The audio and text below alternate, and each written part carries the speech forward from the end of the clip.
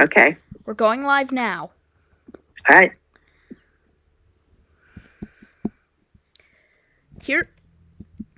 Here goes. We're going live. Hello, Grandma Coffeepot. Well, hello, Turl. How are you today? Pretty good. How are you? Good. Good. Would you like to explain why we're doing this on Zoom today? Because I am getting a cold, and I did not want to expose everybody to it. So we decided to do it on Zoom. Yep. Figured we'd do our lives. Yep. So today we'll be answering viewer things. First, I've only got one response to why your name is Grandma Coffeepot, as far as I know. Okay. What was that? You might actually give people who are just arriving a chance to hear things. Oh, we did. Do a little bit longer introduction, as it were. So, I'm live. Sorry, just one of our viewers. I can't see you in the frame when I'm watching. You're not in the frame. She is, but you're not in the frame. What?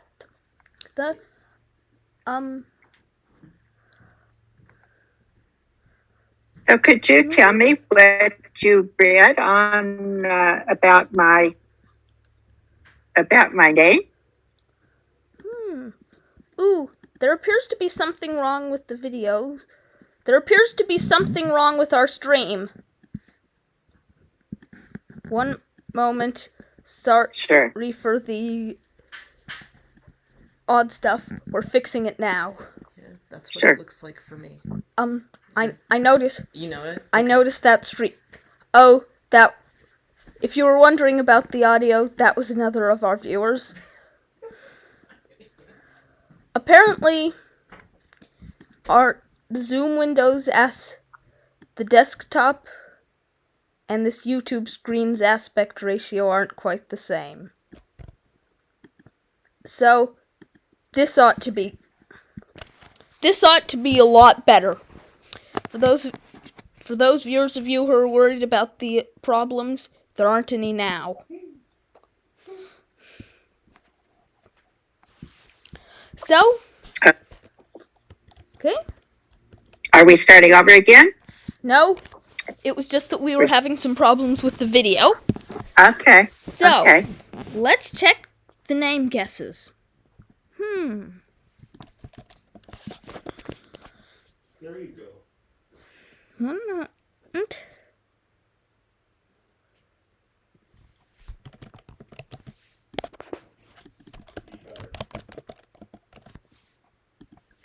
Did you receive it by text or by email? It was by email.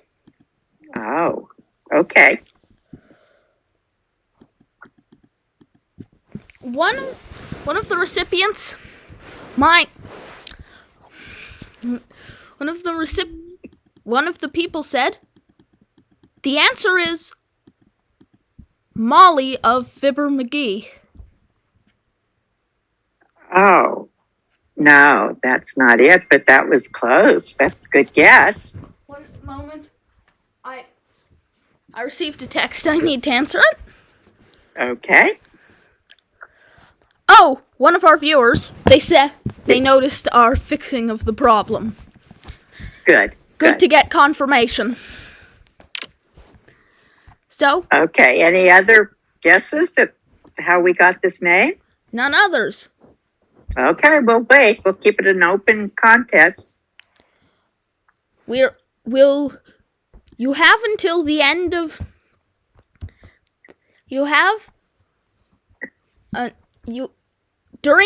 We're going to review any further answers at the end of the stream. Good.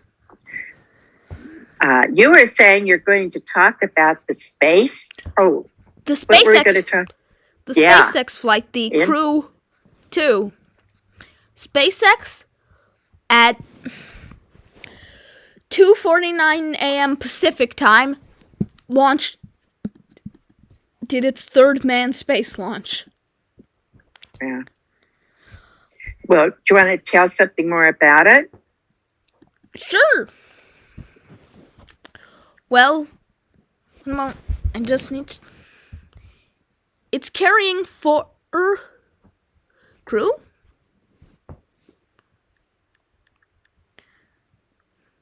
I think one of the crew, they're from different places. There's someone from Japan, Yep. and There's a French person. yeah, Yeah. Do you know and it's even cooler? Ooh. What? Just a comment by one of the viewers. What's even cooler? They used the rocket on Crew 1, the first operational SpaceX crew flight. The booster, first stage. On the first operational manned flight, this the second operational flight. And they used the capsule on the first operational flight. On the first flight with crew, period, of theirs. So, they're using the capsule from Demo 2, the first crewed mission, and the booster from Crew 1, the first operational crew mission that wasn't a test. is this the first mission they've done with people? Oh! Demo 2 was the first, Crew 1 was the second. They're using a... Oh, okay. Crew 2 is the third. They're using a boost... They're using the capsule from Demo 2 and the booster from Crew 1. Got it. SpaceX is pretty good at reusing those boosters.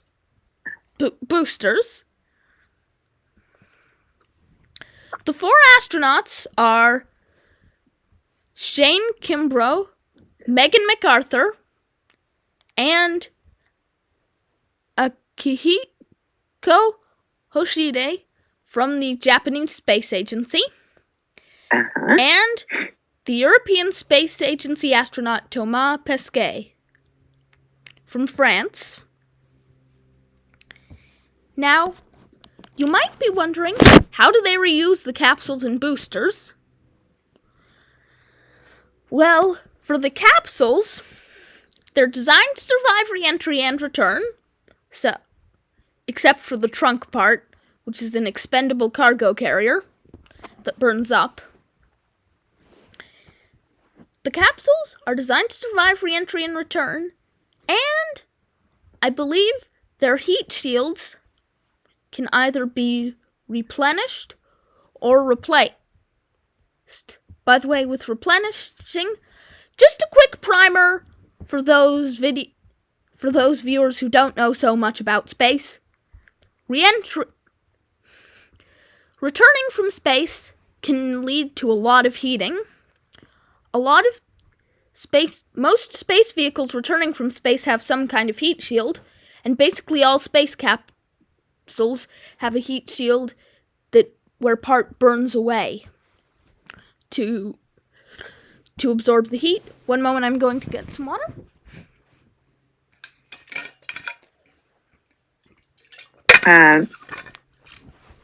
Interesting. This heat shield Go ahead. is called an ablative heat shield because it ablates.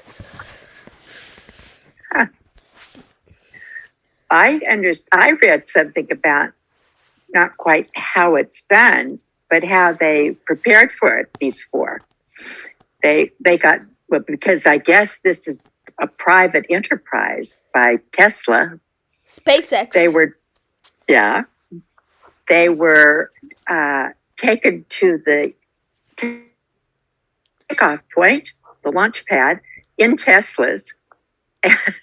They each chose their favorite music to play. Some was in French and some was in English, and quite a variety. Some was in Japanese. I'm willing to bet. Yep.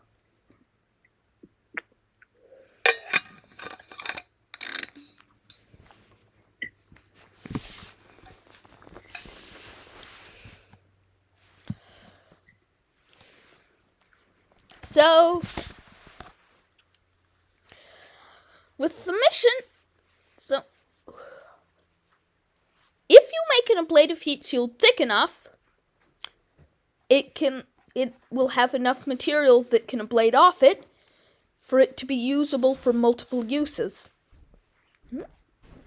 That's very This is what interesting. SpaceX... Saves a lot of money. Yep, it means you don't have to build a new capsule over again, because ablative heat shields can be kinda hard to remove.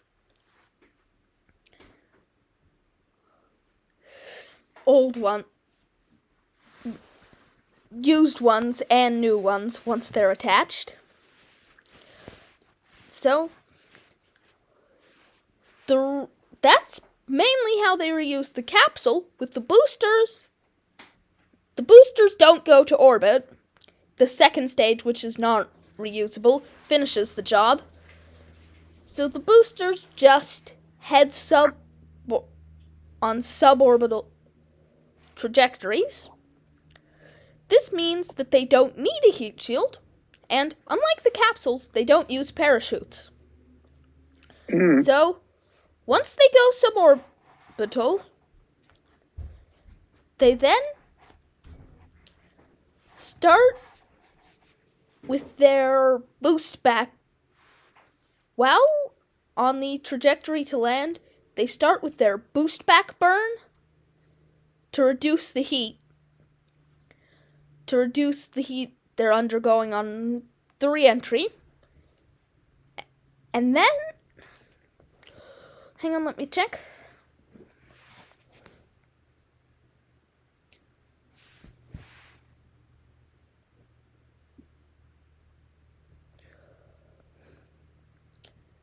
SpaceX booster recovery.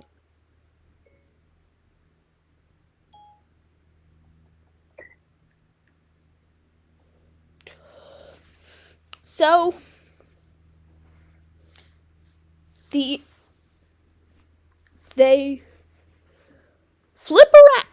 Then, after doing the boost back burn to put the booster on the trajectory to land in the correct place, they do the rest of their control with small thrusters and grid fins. Grid fins are these little grids that can control which way the rocket descends through controlling sort of air drag. They're kind of like normal rocket fins, only they're grids, which is why they're called grid fins. Just as they approach the barge or landing pad they're landing on, they fire up the engine for a final time for the flight and deploy the landing legs to reduce their velocity enough to land on the barge. There's just one problem with this, or at least one thing that you could say could be sort of a problem. This maneuver had never been tested before, kinda risky, plus the landing burn at the last second is known in rocket parlance as a suicide burn because of how risky it is, but it is really efficient, and Elon Musk is trying to take some of the stigma out of it by referring to it as a hover slam. However, SpaceX has gotten surprisingly good at this for a normal mission, for a private company, and in general, given that no one else has managed to do this. I mean, reuse a conventional rocket stage. Any guesses for more guesses for the origin of the name Grandma Coffeepot? Just asking. Huh. Oh. Well. I give another hint. What? Well, it was also a movie. There were movies of this. It was on television, too. But that was at the same long time ago. Okay, well, should we give them another week? No, we said we'd reveal the name in this video. I think we're gonna have to. Okay. Do you Let's- want to give it away? Let's give him 15 minutes. Well, that's kind of long. Maybe we should just give it to him. Which we could tell him how we got the name. I think we'll give him 15 minutes. We're aiming for 30 minutes and we've only done 15 minutes, so we'll tell him to him at the end. Okay. All right.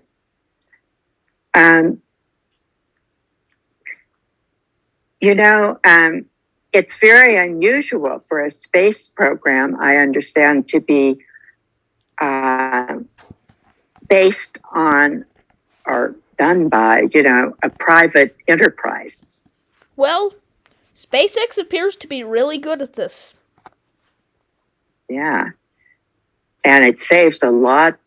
It's a lot less money using these materials over and over again. The main thing is not the raw materials themselves, it's how they're putting them together. I see. And reusing them? Yep. By putting them together, I mean the metals for the engine and rocket and stuff are not so expensive. But for the rest of the fact that they've been assembled into rocket engines and fuel tanks and stuff, that's what's expensive. I see. Yeah, because the United States didn't do one of these projects for many years. It was put on halt, right? They stopped launching humans into space, the U.S. government, after the space shuttle. Yeah. All of their flights from then on,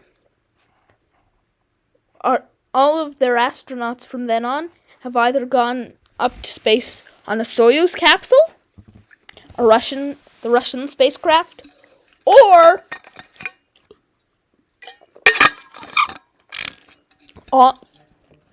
if they're one of the 10 astronauts, they've gone on a SpaceX capsule.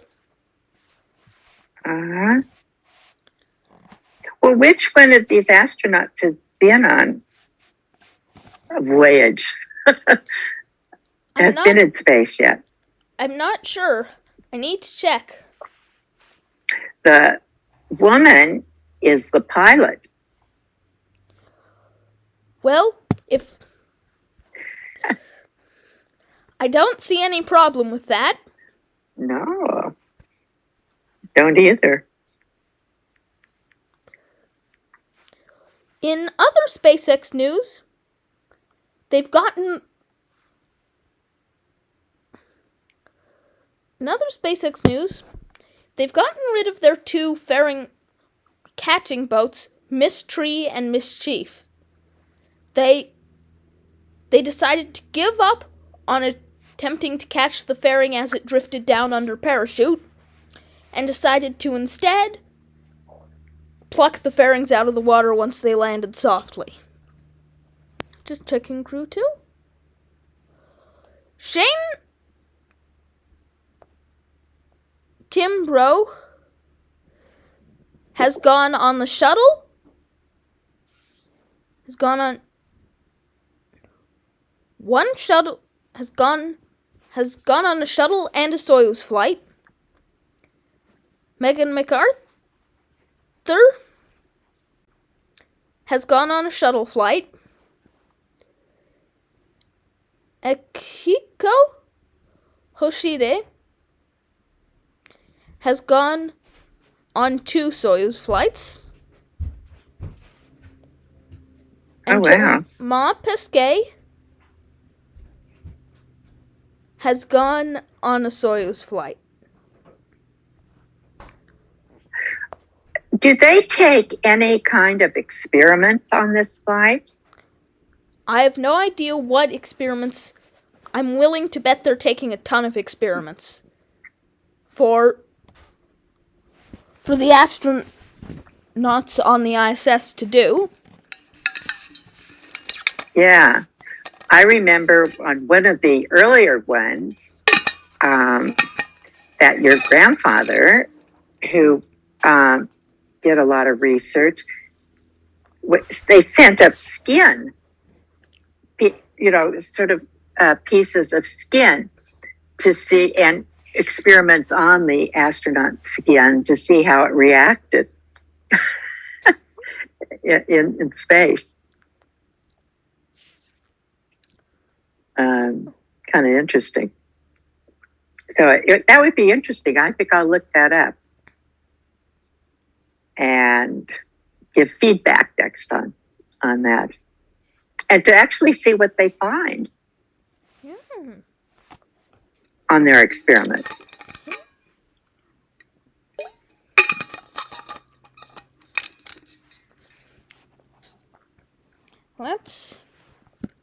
Let me check my timer. We've still got 9 minutes to go. And no question. We've still got 9 minutes to go.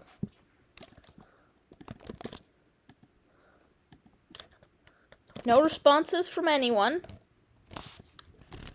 Ooh, let me check my channel email address.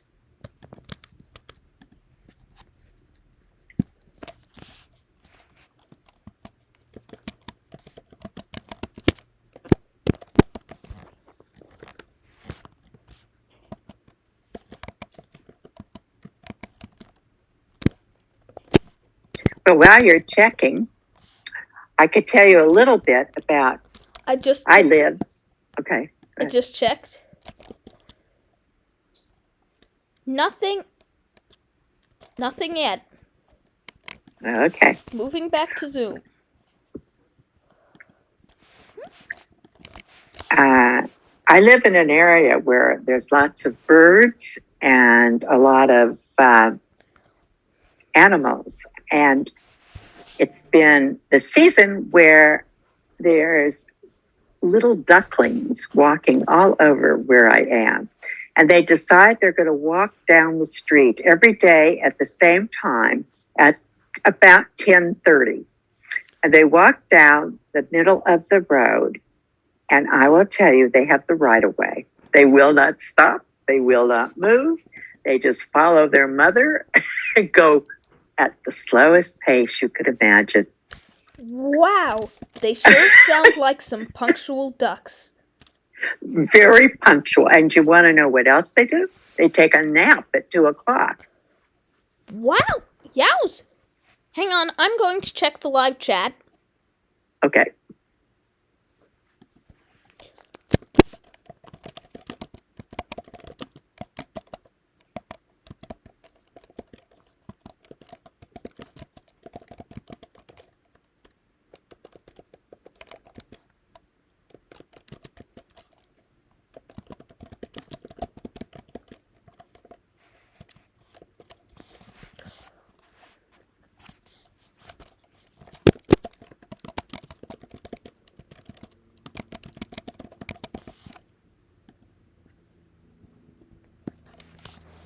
Well. Just answered someone's comment. What was it? Oh, is it the space teacher you're wearing? I answered, no, it's one of an airplane. Okay. You just can't see the airplane part.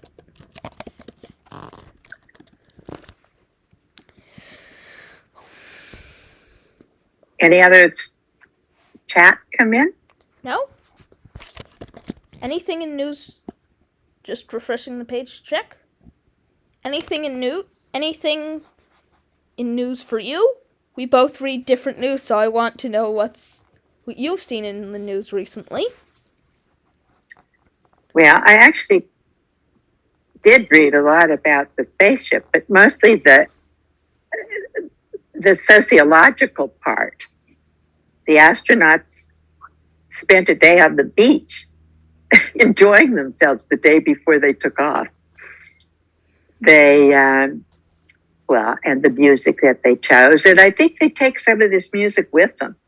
I don't know how it gets played on the spaceship, but, you know, they each have their own taste. So, the spacecraft is called a Dragon. A Crew Dragon, to be specific. The rocket's called Falcon 9. The reuse of Crew Dragon capsules and Falcon 9 first stages is a design feature on both. Pretty cool. And they're going to dock with the International Space Station. They can bring up laptops for things like schedule planning or communication. So I think they can bring up, say, iPods or something that can play music digitally. There is some space for personal items because an unhappy astronaut is not a useful astronaut.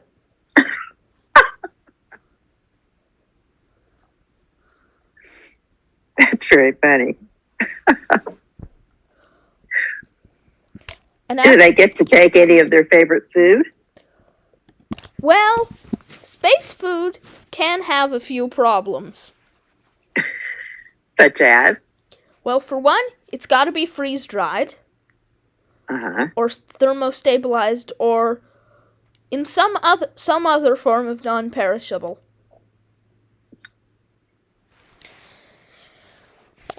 So it's dried out blueberries and... They can freeze-dry a lot of stuff, like, say, lasagna. Yeah. Oh. There's also the fact it can't have too much bacteria. That's interesting. Or space is it's kind of a clean environment up there, and it can't have too many crumbs. Yeah, they just sort of fly around On all Earth, over you, right? Crumbs sort of settle to the floor. In space, crumbs get everywhere. Astronaut eyes, ventilation systems, critical equipment. Yeah, I think you can understand why foods with too many crumbs aren't allowed. I could really understand that, yes. It's hard to be a good housekeeper in a spaceship. Yep. A little bit hard. Well, maybe we could talk briefly before we end a little bit about how we came to pick the name. There are 2 minutes left on the timer. Okay. So very quickly it came because we were talking about what No, I mean possibly... the timer. Wait. No, the timer for when we'll reveal the name. That's okay. I'm not revealing it yet. I'm telling about how we're due. But go ahead. Do you have some more information on the shuttle? On the space capsule. It's not a space plane unlike the shuttle. Yeah, actually. I'm sorry. A lot of music can be brought up. There are devices capable of playing it on the ISS, and if the music is not in their devices' built-in libraries, stored music, they can always get one emailed from them. Or not emailed, they can always get one transmitted from the ground. Do you know something sort of a pretty important problem? How do people vote from space? Well, here's how it goes as far as I know. The polling place, quote unquote, they're voting from, sends them a password that they can use to log into something online to cast their vote. When voting not in person can be difficult, I think for future ones, here's something I know we should stay away from, as far as topics go, controversial ones. I think that's a good idea. Well, I think it's time to reveal the name. Oh, okay. Well, very quickly, it came about just through kind of a joke, because as we're talking about a grandma and a grandson, the first thing that came to my name was the name of what I chose.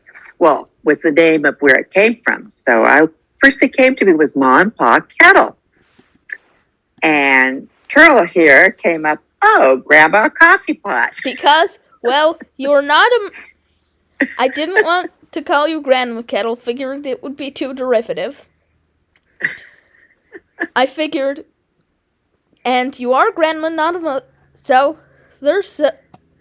and you're a grandmother, so the name had to be Grandma, so Grandma Coffeepot it was. Why wasn't it tea kettle? Well, for one, Because I like coffee. you don't drink much tea, and I needed to think, and I was thinking of something other than the kettle, so I thought, what's something other than the kettle? A coffee pot!